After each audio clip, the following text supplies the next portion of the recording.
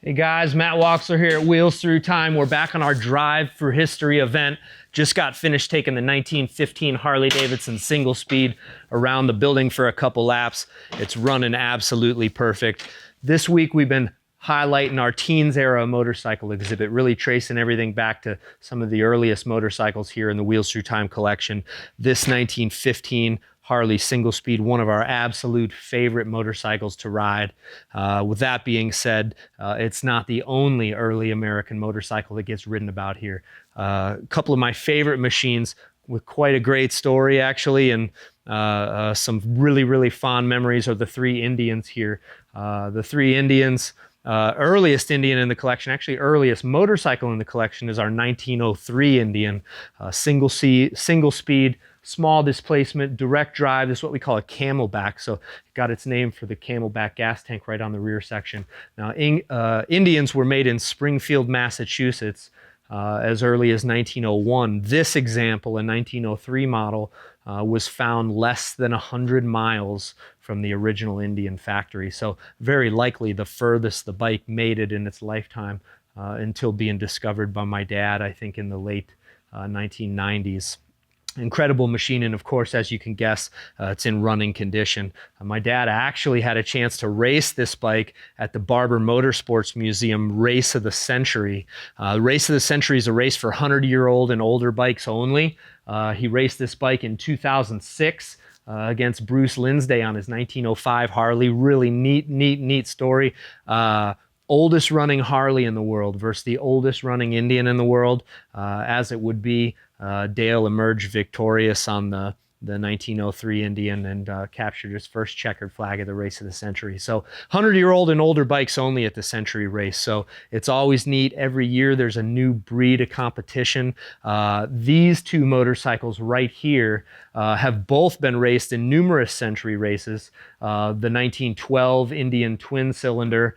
This bike is completely original, came out of the Lee Hartung estate in Glenview, Illinois. Lee was a collector of all sorts and had this Indian twin stored up in his rafters for many, many years. And my dad had a chance to bring it down, get it running during the auction, and ended up bringing it home.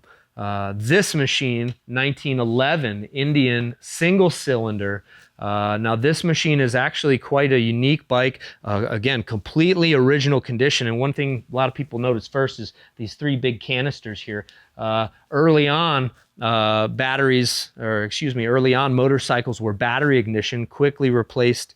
Batteries were quickly replaced with magnetos prior to the charging system. This setup, it's an electric ignition, so battery ignition. You got your coil here. Three big battery cells would go right in here. Now keep in mind, they're not rechargeable. There's no generator to charge the battery at all. So that was quite a tedious aspect of operating the machine, is that you had to have charged batteries all the time, where the magneto, which would replace this sort of technology, was really kind of a self-perpetuating spark. This bike, actually, Dale raced in the Race of the Century and actually captured first place in, I want to say, maybe 2011, excuse me. If some of you guys tune into the What's in the Barn shows, we actually had a chance. I got to race this bike, and my dad Dale raced this bike against each other, head to head, against also our pal Joe Gardella on a 1912 Harley. And I ended up blowing a tire coming around the last turn. Was really lucky to keep the bike up. My dad went on to win by really, maybe 5 or 6 bike lengths. And pretty much that whole race, it was really one of the highlights of my life, getting to ride at the Barber Museum. 2.3-mile road course, 18 turns, elevation changes. It's just a world-class course. I'm here to tell you, even on a 100-year-old motorcycle, it feels like you're flying on that track. So was such a neat thing. Joe, my dad, and I, all on 3 different machines with 3 very different capabilities, all came around that last turn within just a couple bike lengths of each other. And such a memorable experience. Anytime 3 motorcycles of that early age with riders of varying capabilities can all maintain such a close race, it was quite a thrill. for the crowd, and it was even more of a thrill for the riders. So the three Indians, again, three of our favorites here at the museum, and machines that actually get ridden. Again, that's one of the things here at Wheels Through Time, one of our hallmarks. We are the museum that runs. Everything in the building, 98% of everything in here will fire up and go down the road. A couple more of our favorites, 1909 and 1912 Excelsiors. Excelsiors were built in Chicago. In 1911, they'd be bought out by the Schwinn Company, and Schwinn would continue to make Excelsiors all the way through the Great Depression in 1931.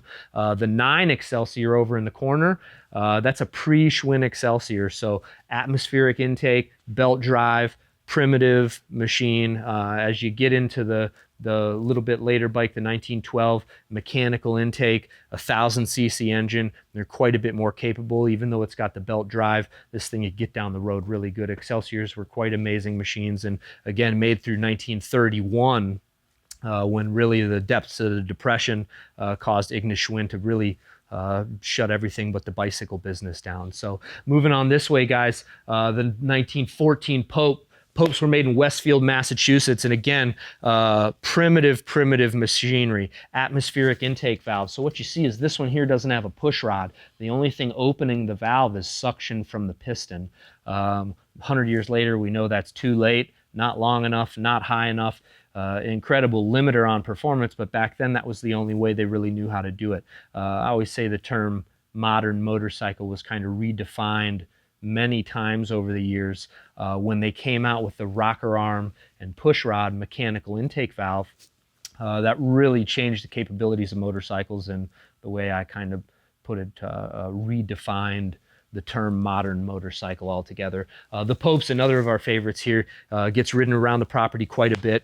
Low horsepower, easy to start, easy to ride, easy to maintain. You keep a little bit of oil in that thing, a little bit of gas, and it runs forever. Now, one of the things that we're most excited about today, here at the museum, we're adding new machines all the time, changing exhibits, enhancing exhibits for you, our visitors. Being that everybody's stuck at home right now, unless so few people are able to travel, we wanted to unveil the newest piece for our Teens Era motorcycle exhibit right here at Wheels Through Time, the 1914 Eagle motorcycle. The Eagle is such a stellar, original, untampered with example. It's on loan from a good pal of ours from Washington State. The bike's got quite a story. Eagles were made in Brockton, Massachusetts, really just operated for a few years. Now, this particular Eagle has got an amazing story, has actually ridden coast to coast twice. 1915, a fellow named Andrew Ely set off with his wife Ruth on a journey across the continent, and the Eagle was their motorcycle of choice. They were from Hartford, Connecticut, and not far from the original factory. So what these guys did, two up, jumped on this 9 horsepower motorcycle and traversed the entire United States. Connecticut to San Francisco all the way back to Connecticut. So just an amazing tribute to the machinery in its day. Now, what we're looking at here, this bike is so well preserved. I've really never seen anything quite like it. It's powered by a 9 horsepower Spacky Deluxe engine. Spackies were, yeah, the way I kind of put it is they're kind of like your buy-in-a-box motor. So numerous motorcycle companies use the Spacky engine as their power plant. Came in 7 horsepower, came in 9 horsepower. This machine is the 9 horsepower version, and it's really equipped with some incredible features. Magneto ignition, Schebler carburetor, pretty standard for the time. Timing control here. You've got your choke, fuel drain, fuel shutoffs, and oil line shut off here. This lever here actually controls a 2-speed rear hub. Now the 2-speed rear hub in the back, check this thing out. It's absolutely incredible. The size of this hub is monster. It works with planetary gears inside of the hub. Okay, 2-speed rear end would have been an option during the day. Now, early on, and again, as I was saying earlier, you've got those those inventions or innovations at which the term modern motorcycle was kind of redefined, and the multi-speed gearbox was one of those points. So you've got things like spring fork. You know, if you didn't early on, these motorcycles are totally rigid. When they come out with a spring fork, all of a sudden, if you didn't adapt, you were going out of business. Mechanical intake valve, same sort of thing. Once that push rod and rocker arm came out, it enhanced the capabilities of motorcycles, and everybody that didn't adapt was literally left behind. And then you get into things like the 2-speed rear hubs and your 3-speed transmissions, totally reshaped motorcycling altogether. And Eagle, surprisingly enough, and as short as they were produced, had some pretty amazing technology to try and stay at the head of that curve. Just an amazing bike, and it's preserved in original condition, like I said, which is, you know, here we are 100 years later. This bike has been ridden as much or more than any of the early motorcycles here in the collection, and it really looks like it was produced yesterday.